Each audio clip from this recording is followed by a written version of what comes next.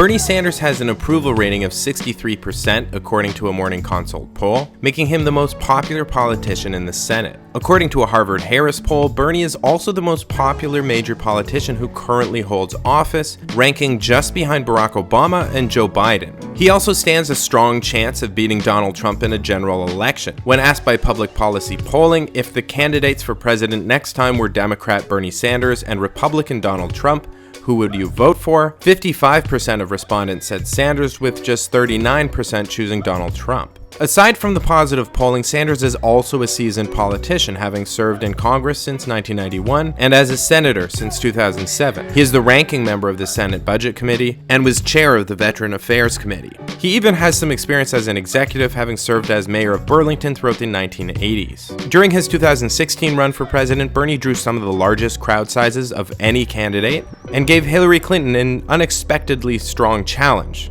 Despite losing the nomination, his views would have tremendous influence on the party platform, and since that time he's continued to be the most visible leader of America's progressive movement. Still, in the face of these qualifications, there are serious challenges to Bernie's viability as a presidential candidate for 2020. Billy, I don't know what you're talking about. In this video, I will assess and rebut what I take to be the 10 biggest objections to his candidacy as I explore the question, why shouldn't he run?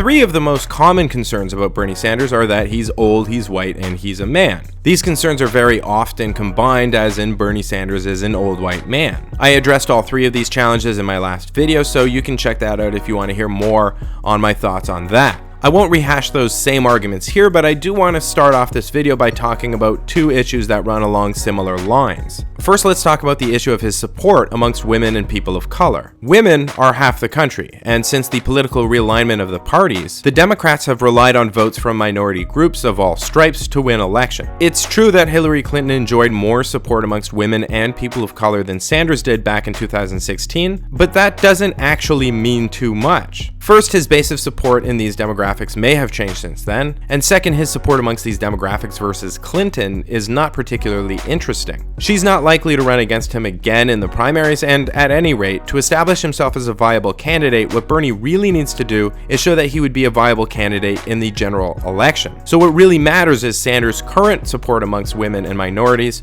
relative to that of Donald Trump. Now, I'm sure this will shock you, but Trump does not have very strong approval ratings here. According to Gallup, his job approval rating among women is about a third. With blacks, it's 10%, Hispanics 22%, non-whites overall, it's 19% currently. Sanders not only has stronger approval ratings than Trump among women, he actually has stronger support amongst women than men. According to a Harvard-Harris survey, Sanders enjoys a 58% approval rating among women and a 55% approval rating among men. A Public Policy Polling survey did a head-to-head matchup of Sanders versus Trump. While the poll found that Sanders would beat Trump amongst men 50-44, among women Sanders is favored 60-35%. Clearly, Sanders enjoys enough support among women to beat Trump, so what about minorities? According to the same Public Policy Polling poll, in a head-to-head matchup against Trump, Sanders has a small deficit amongst white voters. Trump leads him among whites by 3%. Among Hispanic voters, Sanders leads Trump 68-24. With the black vote, he leads 92-6. With other races, he leads 76-13. So clearly, the myth that Sanders does not have enough support amongst minorities or women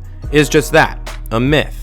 So let's turn very briefly to the concern that he is too old to run for president. I discussed this topic at length in my last video, so again, I'll be terse. Bernie's age is only a real concern if you believe that it will somehow prevent him from being able to discharge his duties as president because of physical or mental health issues, or in the event that he passes away while in office. But I just don't see why this should mean that he ought not to run. If for any reason he is unable to continue serving in the middle of a term, his vice president would of course take over his duties as president. So to the extent that the concern is valid, we should take Bernie's choice of running mate seriously. His age doesn't really mean he shouldn't run, it only puts more pressure on his choice for VP. As one of you guys actually mentioned in the comment section of a previous video, it'd be a good idea for Bernie to pick a running mate early. I totally agree with that. But that doesn't mean he shouldn't run, it just changes some of the dynamics surrounding how he should run. Now let's turn to the concern at least one person thinks is very important. He's not a Democrat. In her book, What Happened, Hillary Clinton wrote, "He isn't a Democrat, that's not a smear, that's what he says.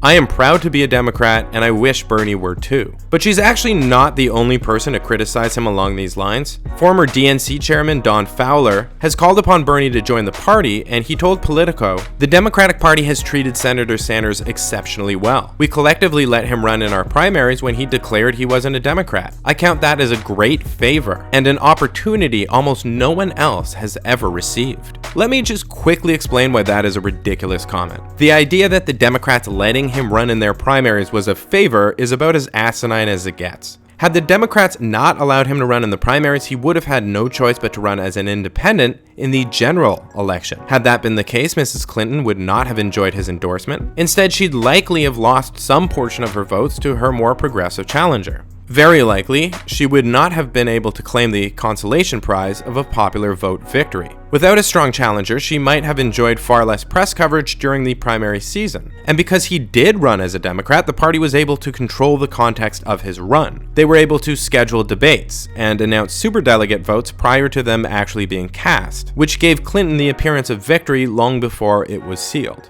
One might argue this was a self-fulfilling prophecy perpetuated in part by the favorable mainstream media bias enjoyed by the party. But that's just my opinion. Please share your thoughts in the comment section. When it comes to the actual concern that Bernie is not an official member of the party, I'm fairly convinced that no one really cares outside of Beltway insiders. Bernie doesn't have a D next to his name, but he caucuses with the party. His ideals are embedded in the party's platform, and he is certainly more consistently progressive in his policy preferences than establishment Democrats like Hillary Clinton. Fundamentally, the value of political parties is that the party labels can help to identify if a politician represents a voter's policy preferences. But what really matters is what the label represents, not the label itself. The Democratic Party is supposed to be the party of liberals and progressives, the party that fights for workers, women, minorities, the poor, and the middle class. There's no question that that's who Sanders fights for. If anything, he's seen as too progressive for Americans. So let's actually dig into that concern that Bernie's ideology is out of whack with the average American. Now, for the sake of brevity, let's just focus in on a couple of issues. If you go to BernieSanders.com, he identifies his top issue as reducing income and wealth inequality. His first solution involves very specific tax proposals on which I cannot find reasonable polling, but his second point is one that became a signature policy position for him in the 2016 primary campaign: increasing the federal wage to $15 an hour. There is good contemporaneous polling on that issue. In 2016, Pew Research Center asked the question, would you favor or oppose an increase in the federal minimum wage from $7.25 an hour to $15 an hour? 58% of respondents favored it, with just 41% opposing. That's a strong majority of Americans agreeing with the most left-wing senator in the country on his top campaign issue's signature proposal. But income inequality is not currently a top concern for voters. According to a 2018 Harvard-Harris poll, the issue ranks in 14th place. The top concern for voters? Healthcare. Bernie, of course, supports a policy of Medicare for all. It was a part of his platform in 2016, and he introduced a Medicare for All bill in 2017. In my view, we must move forward toward a Medicare for All single-payer program. Reuters conducted a poll asking respondents if they would support or oppose a policy of Medicare for All. Overall, 70.1% of respondents favored the policy, with just 20.6% opposing. Even a majority of Republicans, 51.9%, supported the proposal. So Bernie Sanders may be extremely far to the left when it comes to Washington politicians, but on his top issue, and the issue that matters most to Americans, he appears to advocate for exactly what the people want.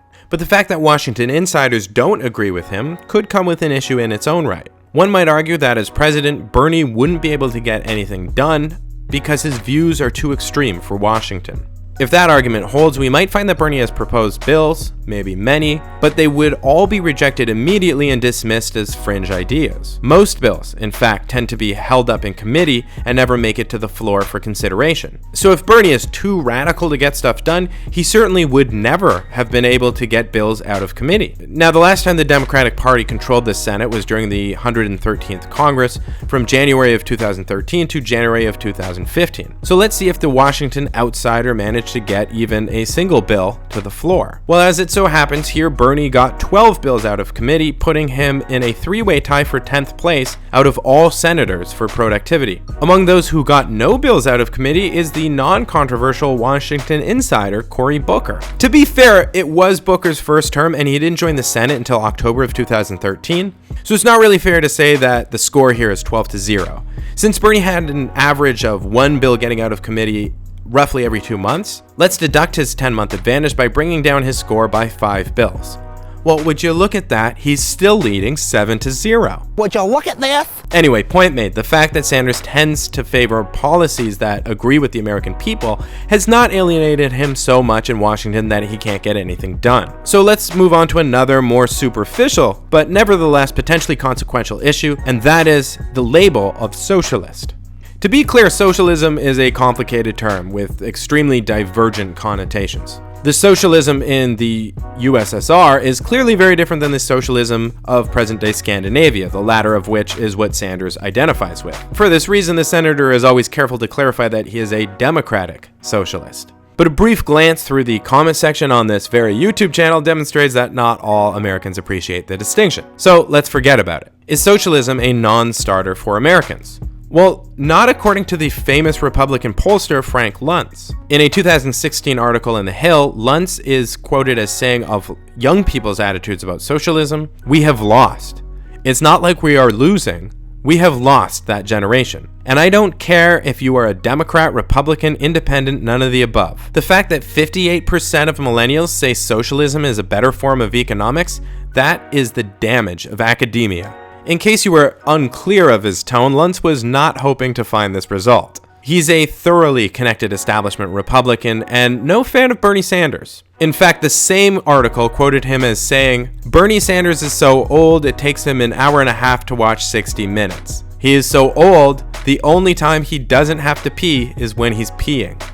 Classy. Luntz was not wrong about young people preferring socialism. In a 2018 poll from Gallup, 51% of 18 to 29-year-olds were found to have a positive view of socialism, whereas only 45% had a positive view of capitalism. And it's not just young people. While Republicans support capitalism strongly over socialism, 71% to 16%, 57% of Democrats and Democratic leaners have a positive view of socialism, and only 47% have a positive view of capitalism. Even Fox News found a general increase in positive views towards socialism. They frame the question this way: do you think it would be a good thing or a bad thing for the United States to move away from capitalism and more towards socialism? 51% of respondents said it was a bad thing, a sharp decline since they had asked the same question in 2012. 36% said it was a good thing, a sharp increase from the roughly 20% that thought so in 2012. So while socialism is still overall less popular than capitalism, the reverse is true amongst young people and Democrats, and its popularity is only increasing. So it's extremely doubtful that fear-mongering around socialism would actually be able to take down Bernie Sanders. Even more so when we consider that the right wing often attempted to smear Obama as a socialist, and today he remains the most popular politician in the country. Still, as a socialist, a progressive, a leftist, his policies will undoubtedly face the question that the mainstream media never seems to ask about costs for, say, mass surveillance or the military. That question is, of course, how will you pay for it? Thankfully, Sanders always tends to include how he will fund his policies in his proposals. Now, I could of course show you clips of Bernie Sanders explaining his tax proposals, but let's have a little fun. In a segment attacking Bernie Sanders' free college tuition proposal, here's how Fox presented Bernie's answer. $70 billion, that's the cost, Brian? Yeah, but we're talking about $700 to $750 billion over 10 years. Definitely not free, and so the question is who's going to pay for that? Bernie wants wealthy Wall Street investors to pay that money through a financial transactions tax, a tax on stocks and bond and mutual fund sales. Now, I was actually able to track down one study on the specific issue of imposing a financial transaction tax. Here's what they found. For both likely voters and surge voters, support for a financial transaction tax clearly outpaces opposition. Among likely voters, 42% support instituting a small sales tax of a few cents per $100 on Wall Street financial transactions, including the purchase of derivative stocks, bonds, or other financial assets, compared to 36% who oppose it. Among surge voters, FTT is even more popular, with 53% supporting it and just 30% opposing it. Okay, so this was published by Lake Research Partners and Chesapeake Beach Consulting. Not exactly well-known pollsters. And the survey was limited to battleground districts, so let's find a more generic poll from a better-known polling group. When asked by Pew whether tax rates should be raised or lowered on large businesses and corporations, the majority of respondents, 52%, said they should be raised, as opposed to 24% who favored lowering taxes on these groups. Still, just 24% believe in lowering taxes for household earnings over $250,000 a year, while 43% favored a tax increase. So not only does Bernie have plans for how to fund his social programs, his general approach to funding, taxing the rich and corporations, appears to be popular amongst Americans. But what if, despite the popularity of his programs and how he would fund them, the growing popularity of socialism, and his own high ratings in the polls, moderates just won't vote for him? The thinking here is aligned with the standard establishment political strategy. Why support a progressive who is popular and embraces popular policies when we could push to the middle and scoop up those independent voters? This is exactly the kind of thinking the Democrats embraced when they nominated Hillary Clinton. It's also exactly not the kind of thinking that the Republicans embraced in listening to their grassroots and nominating Trump, a rather extreme and opinionated candidate. I'm happy to say that I was here back then, patiently explaining why this theory doesn't make sense ahead of time. In 1996, the voter turnout was only 49%, whereas when Obama won his historic victory in 2008, the turnout was 57.1%. That's a difference of more than 8%. Now, remember when I said elections are usually won or lost by less than 5%? Oh, I meant that. Well, in modern elections, because only about half of eligible voters vote, that 5% only represents about 2.5% of eligible voters. Another way to say that is a 1% increase in voter turnout represents 2% of actual voters. So that 8% variance in voter turnout represents 16% of the election result. When candidates win or lose by less than 5%, 16% is more than a little important. The ability for a candidate to mobilize his or her base and get supporters to the polls can very easily win or lose an election. But could that strategy of pushing people to the polls actually be more powerful than winning over independents? The short answer is yes. There have been a lot of polls suggesting an increase in independents over the past couple of decades. Gallup placed the total number of independents at 42% in a 2016 study. Now that would be huge until you realize that independents aren't actually so independent. 16% of Gallup's respondents were independents who leaned towards Democrats. Another 16% were independents who leaned towards Republicans. That means that just 10% of Americans are actually independents who are sitting in the middle or are genuinely confused about what side they're on. But whether or not you agree with my math, just look at recent presidential electoral history. Can you think of a strong candidate who ran on a campaign of bold ideas, who lost to a calm, compromise-driven moderate? But now that I mentioned calm, let's address the issue that Bernie is just too nice to win. Sure enough, in his race against Clinton, there were a couple of times where he let her off the hook, particularly when it came to her damn emails. The American people are sick and tired of hearing about your damn emails. Thank you. Me too. Me too. So would he be likewise soft on Trump? Well, first off, I would argue that there were good reasons why he was soft on Clinton. He probably did not want to attack the frontrunner too aggressively, as he knew that if she won, he would go on to endorse her and hope for her victory. For better or worse, he probably also felt pressure to ingratiate himself to the more moderate Democrats. They supported her at the time, and for him to win the primary and go on to win the general, he would need them to feel comfortable in supporting him. In fact, you could say Clinton struggled in the general election in part because she was ineffective at winning over Bernie's supporters. But when it comes to going after Trump, Bernie doesn't tend to hold back. Donald Trump is a pathological liar. Look, what you got right now is a president who is frankly and sadly sympathetic to authoritarian type people like bin Salman in Saudi Arabia, or Putin in Russia, or Xi in China. He likes authoritarians. The idea of tearing little children from the arms of their parents, putting them into detention cages, and then making a big deal about an executive order which may do absolutely nothing for these 2,300 children is literally beyond belief. Donald Trump is literally inciting violence with his supporters. Donald Trump has got to be defeated, and I intend to do everything that I can with every other progressive in America in making sure that that happens. Still, you may think that the DNC will stop him, so why bother? For Clintonites, the 2016 DNC email leak has become a key excuse for Hillary's general election loss. But what these emails largely reveal are the attitudes and actions of party insiders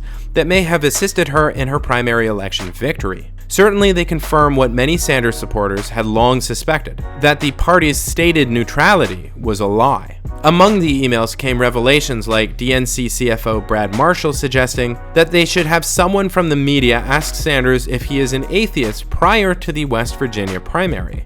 The DNC National Press Secretary suggested using an incident to promote the narrative for a story, which is that Bernie never had his act together, that his campaign was a mess.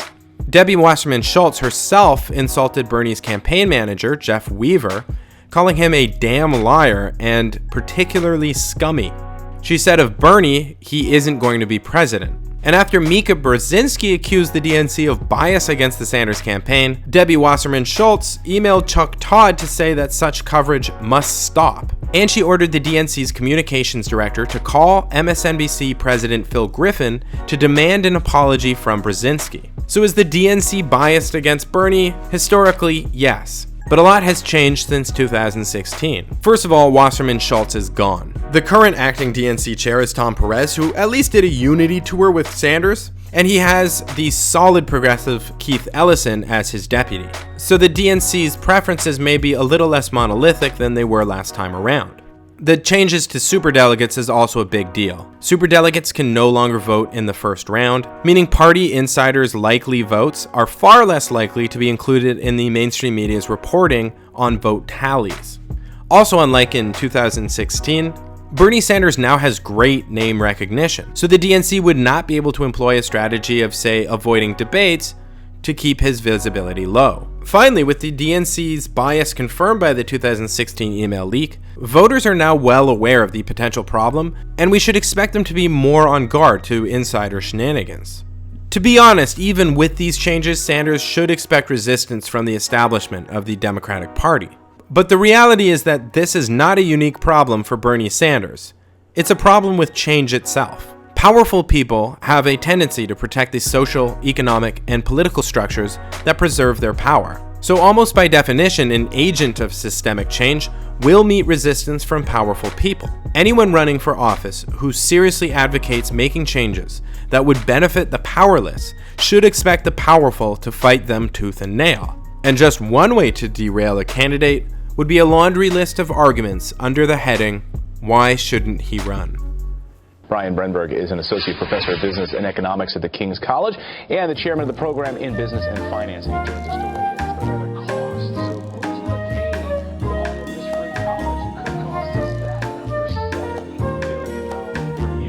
$70 billion, that's the cost, Brian? Yeah,